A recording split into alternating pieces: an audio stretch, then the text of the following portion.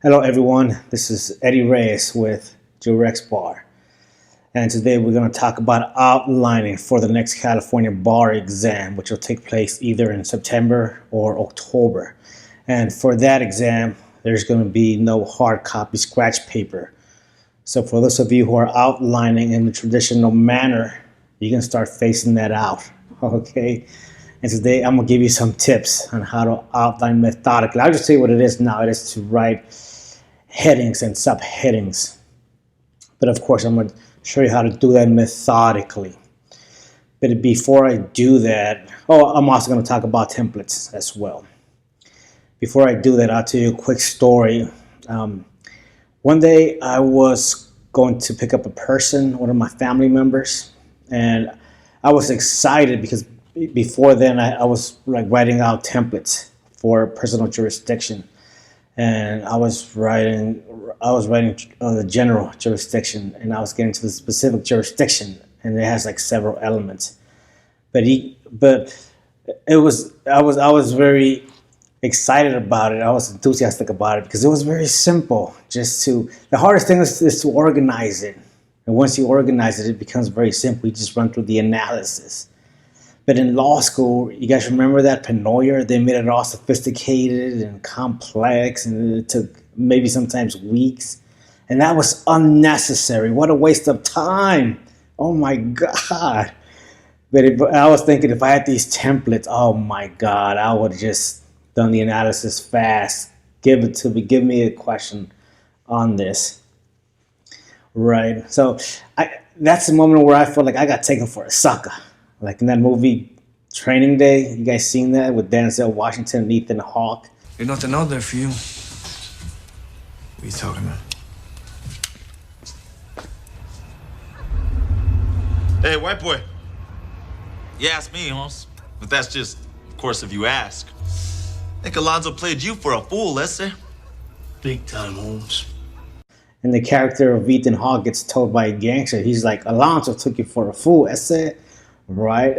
And that's what I thought. I got taken for a fool. But we're not going to get too much into that. Let me tell you guys why I'll give you 3 reasons as to why I like templates. Okay. Number 1, because it helps with my memory. Once I have the templates there, I won't forget it. And I'll give you some examples in a bit. And number 2, because I stay organized. There's a group of issues and sub-issues. I want to keep them together. Again, I'll go through some examples in a bit. And also because it helps with my speed. I just run through things very fast, very methodical. Let's do some examples. Why? Because I was tutoring this evening, and I had a student. He's like, Eddie, he's like, here's my acronym here.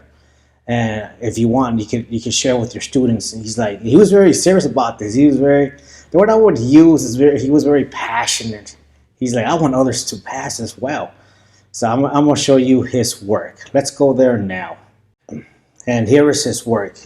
And the acronym that he came out for the major topics is Darrow FC. And I'm like, well, those are the major topics. I'm like, where did you get that from? And he said he got it from my series, my cheat sheet templates, which I'll leave a link here at the bottom. What he's doing is what I've been saying for years, but the difference now is that now the examinees, they're going to be compelled, right, to come up with some kind of structure, some kind of outline, because again, you don't have the traditional scratch sheet. So let's look and see what he did. So he starts off by listing the major topics here, and he came up with this acronym. And that's what I say, hey, come up with something that only you can remember because these are your notes, and that's exactly what he did.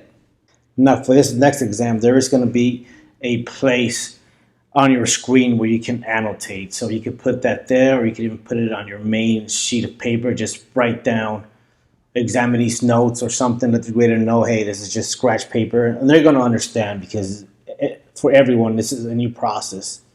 So what he did was that he wrote the headings, which is great. And that's what I've been saying. For example, when you have an issue that deals with deeds and transfers, the conveyance of deeds, right? You have a deed formation, and right there he wrote JTROS, and then he wrote another heading, deed conveyance, and under that the subheadings. And that's what I'm saying. Write those subheadings. Look, formalities, delivery, acceptance, and that's gonna keep you organized. It's going to increase your speed. Now here's an important tip. Do the subheadings only for that particular question. So if the essay has 3 questions, just add, let's say for example, question 1 had to deal with the conveyance of a deed.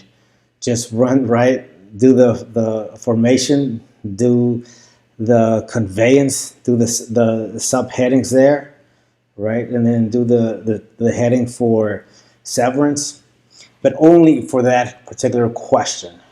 And then once you're done with that, and then move on to the next question, do the same thing. Now, another benefit of this is that you lay out what could be the major issue, the issue upon which the case turns, and these are elements. So in this case, intent was one of the major issues. Now, because he had this structure, he would eventually discuss intent. Now, what happens if you have multiple parties? Well, if you have multiple parties and then you have to find the element that is distinguished, right? What I always say is this: think like the bar exam graders think. And what they do is they'll have like maybe 3 characters, and every character is going to have a different conclusion.